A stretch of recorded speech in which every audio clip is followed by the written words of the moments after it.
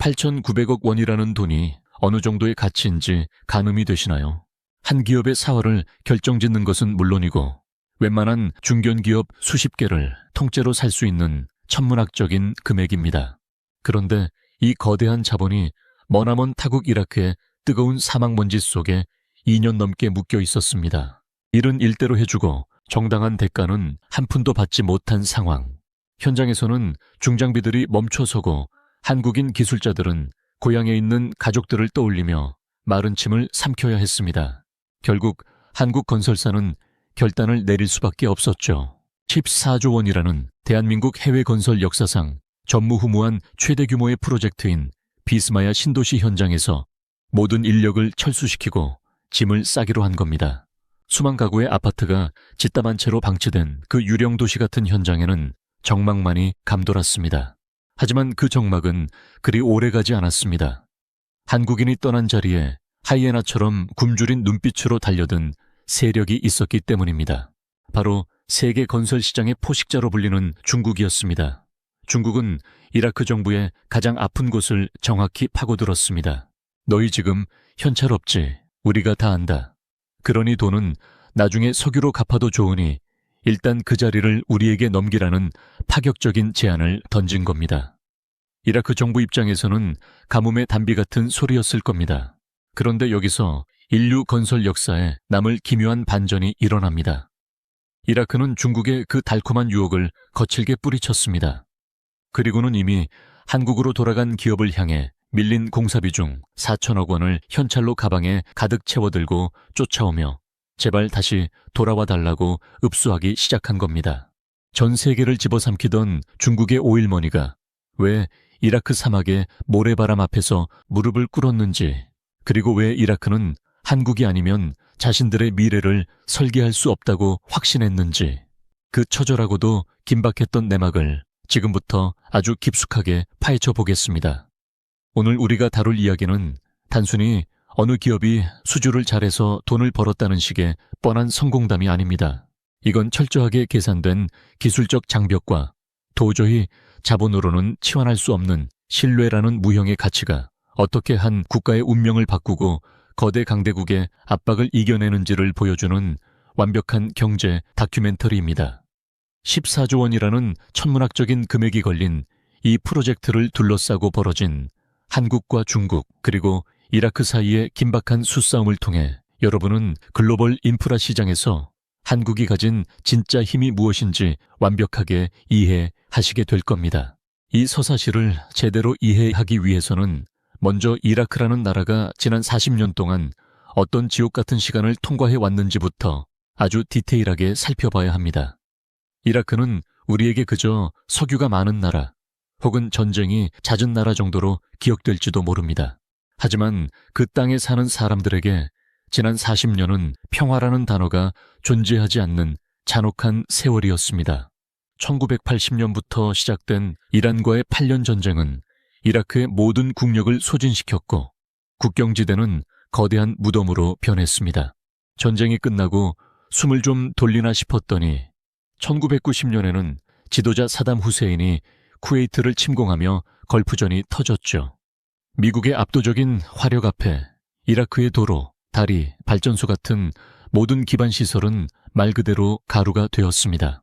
여기서 끝이 아니었습니다.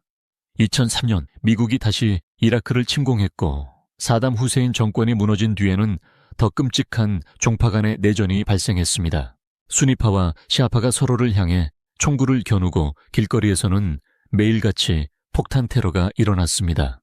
그리고 2014년 인류 역사상 가장 잔인한 무장단체로 기록된 IS가 국토의 절반을 점령하면서 이라크는 그야말로 인외마경의 상태가 되었습니다. 40년 동안 이라크 국민들은 아침에 눈을 뜨면 무너진 천장을 보고 밤이 되면 폭격 소리에 귀를 막으며 잠들어야 했습니다. 도시의 기능은 완전히 마비되었습니다. 아이들은 학교 대신 폐허가 된 건물 잔해 속에서 놀았고 전기는 하루에 딱 2시간 들어오면 운이 좋은 날이었습니다. 깨끗한 수돗물은 고사하고 웅덩이 물을 길어다 마시는 지역이 태반이었죠. 이런 절망적인 상황 속에서도 놀라운 사실은 이라크의 인구가 폭발적으로 늘어났다는 점입니다. 매년 수십만 명의 청년이 성인이 되어 사회로 쏟아져 나오는데 이들이 가정을 꾸리고 아이를 낳아 살 수 있는 집이 전국 어디에도 없었습니다. 부모님과 형제들까지 10명이 넘는 대가족이 단칸방 하나에 모여 사는 주거대란이 벌어진 겁니다. 국민들의 분노는 임계점에 도달했습니다. 우리 땅 밑에는 세계에서 손꼽히는 석유가 묻혀 있는데 왜 우리는 짐승처럼 살아야 하느냐는 외침이 정권을 위협하기 시작했습니다. 이라크 정부에게 집을 짓는다는 것은 단순히 복지를 제공하는 수준이 아니라 나라가 통째로 뒤집히는 혁명을 막기 위한 최후의 방어선이었습니다. 그래서 탄생한 것이 바로 비스마야 신도시 프로젝트였습니다. 바그다드 동남쪽 사막 위에 10만 가구, 무려 60만 명이 동시에 거주할 수 있는 완전한 도시를 건설하겠다는 거대한 계획이었죠. 이건 단순히 아파트 몇 동을 올리는 사업이 아니었습니다. 도로와 상하수도, 전력망은 물론이고 학교와 병원, 경찰서, 소방서까지 도시가 갖춰야 할 모든 기능을 사막 위에 통째로 심어넣는 작업이었습니다. 이라크 정부는 이 프로젝트에 자신들의 모든 명운을 걸었습니다. 하지만 현실적인 문제가 발목을 잡았죠. 바로 돈이었습니다. 전쟁을 치르느라 고가는 비었고 유가가 떨어질 때마다 국가 재정은 휘청거렸습니다. 바로 이 틈을 중국이 비집고 들어왔습니다.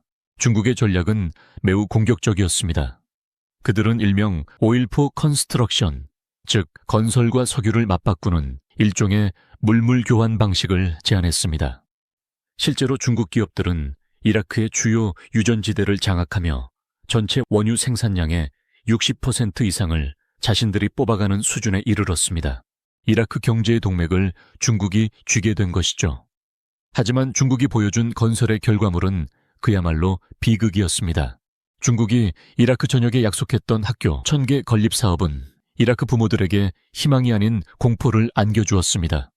어렵게 완공된 학교들은 벽에 손만 대도 시멘트 가루가 힘없이 으스러졌고 비가 오지 않는 날에도 천장에서는 습기가 차서 물이 뚝뚝 떨어졌습니다. 전기배선은 설계도와 다르게 엉망으로 깔려 아이들이 공부하는 교실에서 합선으로 인한 화재 사고가 빈번하게 발생했습니다. 이라크 국민들은 분노했습니다. 우리의 소중한 기름은 다 가져가면서 왜 우리 아이들이 죽을지도 모르는 쓰레기 건물을 지어주느냐는 항의가 정부를 압박했습니다. 중국 건설사가 지은 건물은 겉만 번드르르 할 뿐 속은 텅 빈 강정이라는 인식이 이라크 전역에 퍼졌습니다. 바로 이 시점에서 한국의 한화건설이 진행하던 비스마야 현장이 전설처럼 회자되기 시작했습니다. 한국인들은 중국인들과는 완전히 다른 방식으로 사막에 도시를 세우고 있었습니다. 한화는 여의도 면적의 6배에 달하는 거대한 부지에 단순히 삽을 든 게 아니라 세계 최대 규모의 조립식 건축 공장인 PC 플랜트를 건설했습니다. 이건 정말이지 혁명적인 발상이었습니다. 보통 건설 현장에서는 인부들이 벽돌을 하나하나 쌓고 콘크리트를 직접 부어 굳히는 방식을 쓰지만 한화는 축구장 90개를 합친 것보다 큰 공장에서 아파트의 벽과 바닥, 기둥을 레고 블록처럼 정밀하게 찍어냈습니다. 그리고 이 부품들을 현장으로 가져가 크레인으로 착착 조립하기 시작했습니다. 이 공법은 속도도 놀랍지만 품질이 아주 일정하다는 게 가장 큰 장점이었습니다. 모든 과정이 한국의 첨단 IT 기술로 제어되었고 콘크리트의 습도와 온도, 강도까지 컴퓨터가 완벽하게 관리했습니다. 중국 건설사들이 비스마야 현장을 가로채려고 눈독을 들였을 때 그들을 가장 좌절하게 만든 것이 바로 이 거대한 자동화 시스템이었습니다. 중국 기술자들은 이 복잡한 소프트웨어를 운영할 능력이 없었습니다. 한국 엔지니어들이 설계해놓은 정밀한 조립 매뉴얼은 중국인들에게는 마치 외계어와 같았습니다. 중국이 이 현장을 이어받으려면 기존의 한국산 설비를 모두 부수고 자신들의 구식공법으로 처음부터 다시 시작해야 했는데 그러기엔 시간과 비용이 너무 많이 들어갔습니다. 이미 3만 가구가 입주되어 한국식 아파트에 쾌적함을 경험하고 있던 이라크 국민들이 이런 중국식 건설을 받아들일 리가 없었죠. 이라크 정부는 깨달았습니다. 자본의 크기보다 더 무서운 것은 바로 기술의 격차라는 사실을요. 한국이 사막 한가운데에 박아놓은 이 기술적 대못은 중국이 아무리 많은 오일머니를 제안해도 결코 뽑아낼 수 없는 것이었습니다. 하지만 기술보다 더 강력한 힘이 있었습니다. 그것은 바로 사람과 사람 사이의 신뢰였습니다. 2014년 이슬람 무장단체 IS가 바그다드 인근까지 진격해왔을 때의 일입니다. 전 세계 모든 외국 기업들은 공포에 질려 직원들을 버리고 야반 도주하기 바빴습니다. 생명이 위협받는 전쟁터에서 비즈니스가 무슨 소용이냐는 판단이었죠. 하지만 한국 건설 노동자들과 엔지니어들은 자리를 떠나지 않았습니다. 당시 한화의 김승현 회장은 직접 비행기를 타고 이라크로 날아왔습니다. 단순히 격려하러 온 게 아니라 한국에서 싱싱한 광어회 600인분을 공수해서 현장에 나타났습니다. 전쟁의 공포 속에서 사막먼지를 마시며 일하던 직원들에게 한국의 맛을 보여주며 끝까지 현장을 지키자고 약속했습니다. 이라크 고위 관리들은 이 장면을 보고 큰 충격과 감동을 받았습니다.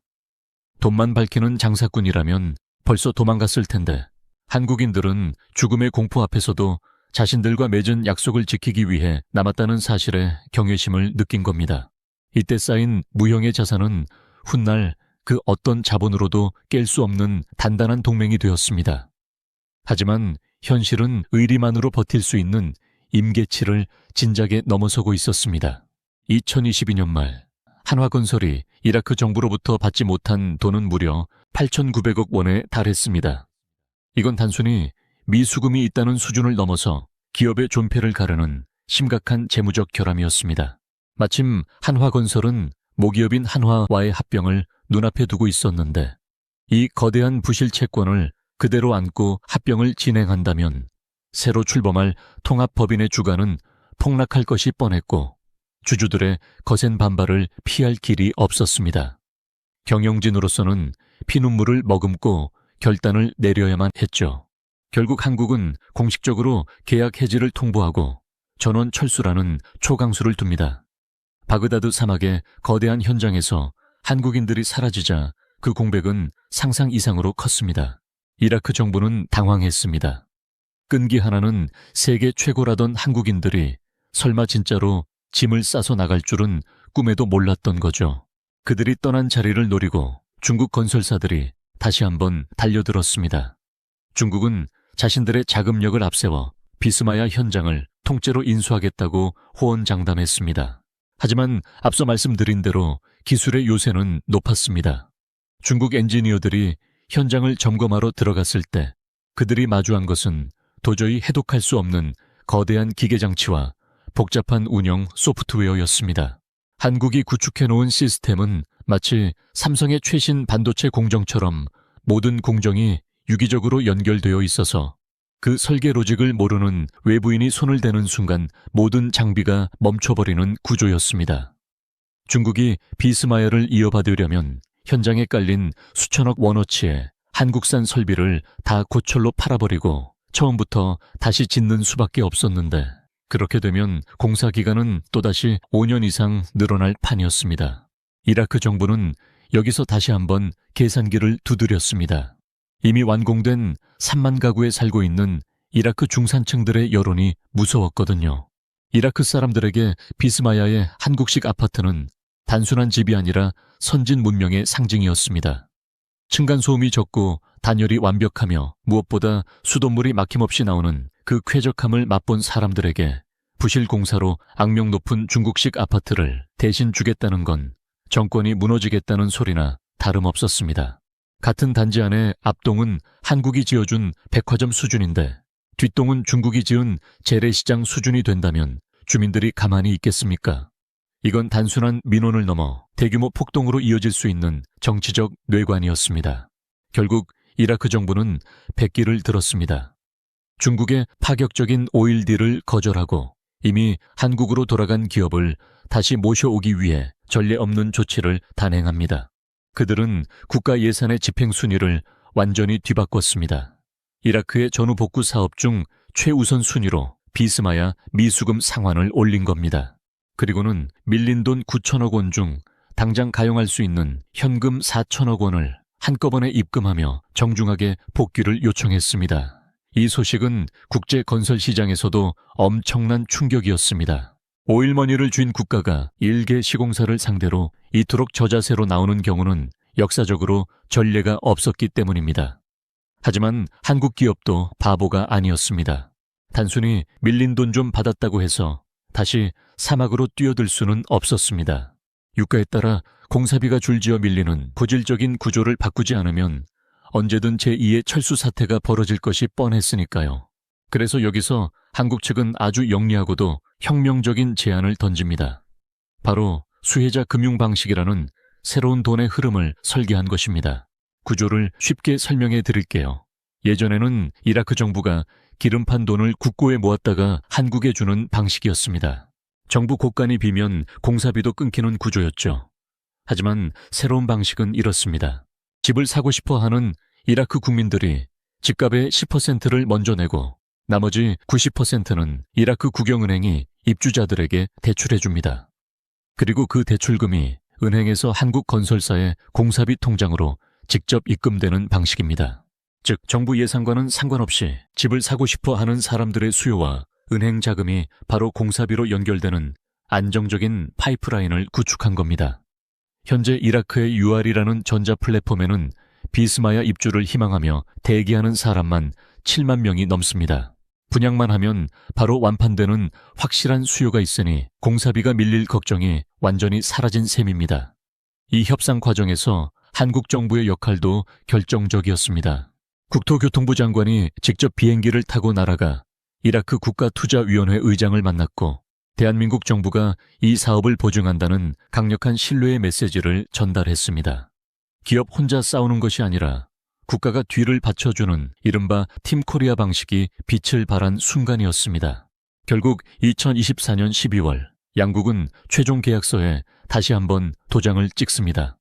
놀라운 점은 공사 중단 기간에 물가 상승과 자재비 인상, 그리고 방치되었던 설비를 보수하는 비용까지 이라크 정부가 전부 인정해주며 계약 금액을 오히려 3억 달러나 올려주었다는 사실입니다.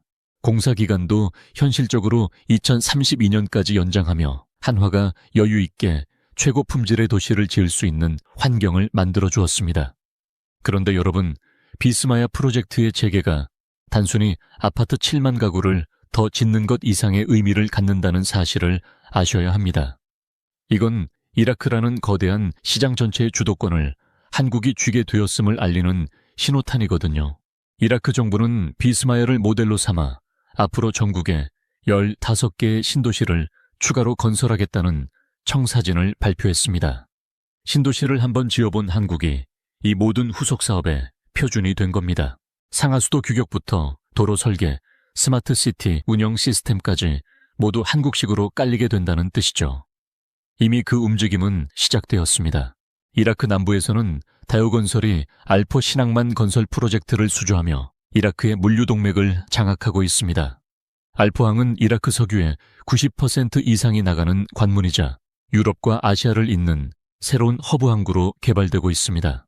에너지는 중국이 쥐고 있을지 몰라도 그 에너지가 나가는 길과 그 에너지를 번 돈으로 국민들이 살 집을 짓는 기술은 모두 한국이 쥐게 된 셈입니다. 더 나아가 이라크는 지금 23조 원 규모의 개발의 길이라는 초대형 국책 사업을 준비하고 있습니다. 이라크 남부 항만에서 터키 국경까지 1200km에 달하는 철도와 고속도로를 깔고 그 주변에 거대한 산업단지를 조성하는 이 사업은 이라크의 경제 지도를 통째로 바꾸는 작업입니다. 비스마야에서 증명한 턴키 역량과 알포항에서 보여준 항만 건설 기술이 합쳐진다면 이 23조 원짜리 파이프라인의 핵심 파트너 역시 한국이 될 가능성이 매우 높습니다. 중국은 석유라는 원자재를 갈취하며 이라크를 경제적 식민지로 만들려 했지만 한국은 기술을 전수하고 도시를 세우며 그들의 미래를 함께 설계하는 진정한 파트너로서의 위치를 굳혔습니다. 사막 한가운데서 피어난 이 기적 같은 재개 소식은 결국 진심을 담은 기술력이 거대 자본의 횡포를 어떻게 이겨낼 수 있는지를 보여주는 위대한 승리의 기록입니다. 전쟁으로 무너진 나라를 다시 세우는 이 장엄한 여정에서 우리 한국 기업들이 보여준 집념과 정의가 앞으로 전 중동 지역으로 뻗어나가기를 진심으로 기원합니다. 대한민국 건설의 저력이 다시 한번 세계를 놀라게 할 그날을 기대하며 오늘 이야기를 마칩니다. 지금까지 이라크 비스마야 프로젝트를 둘러싼 한국과 중국의 치열한 전쟁, 그리고 그 뒤에 숨겨진 감동적인 실화를 전해드렸습니다.